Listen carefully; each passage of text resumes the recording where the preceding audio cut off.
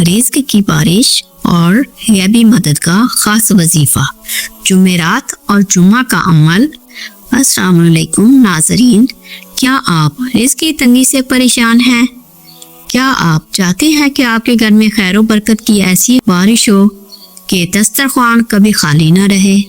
आज की इस मुख्तसर वीडियो में हम आपको एक ऐसा मुजर्रब वजीफ़ा बताने जा रहे हैं जो या अल्लाह, या हन्नानु, या मोहम्मद और सूरह कौसर के मजमूए पर मबनी है। ये अमल ख़ास तौर पर जुमेरात और जुम्मा के मुबारक दिनों के लिए अक्सर की हैसियत रखता है, लेकिन आप दूसरे दिनों में भी कर सकते हैं। कलमात की फसीलत। नाजरीन, या हन्नानु अल्लाह का वो सफ़ाती नाम है जिसका मतलब है बहुत ज़्यादा रहम करने वाला। जब बंदा अल्लाह को इस नाम से पुकारता है तो अल्लाह की रहमत जोश में आती है।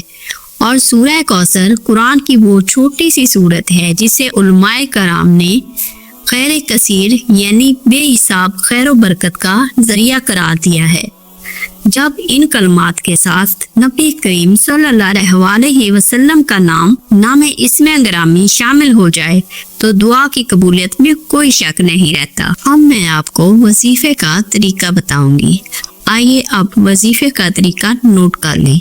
ये अमल आप जुमेरात के दिन किसी भी वक्त या जुमा की मुबारक घड़ियों में कर सकते हैं। इसके पहले आपने सबसे पहले बावजू होकर 7 मरतबा दरूद इब्राहिमी पढ़े और फिर आपने इसके बाद 100 मरतबा ये तस्बीह पढ़नी है, या अल्लाहु, या हन्नानु, या मोहम्मद। इसके बाद 41 मरतबा सूरह कौसर तिलावत करें। 129 मरतबा भी आप सूरह कौसर की तिलावत कर सकते हैं। अगर वक्त कम हो तो 11 बार भी कर सकते हैं। और फिर उसके बाद आखिर में दोबारा 7 मरतबा दरूद इब्राहिमी पढ़कर अपने रिज़्क़ और हाजिब के लिए गिड़गिड़ाकर दुआ करें। खास नसीहत और बरकत के नुस्खे। वजीफे के साथ साथ 3 बातों का खास ख्याल रखें। इस्तिग़फ़ार की कसरत करें जो रिज़्क़ के बंद दरवाजे खोलता है।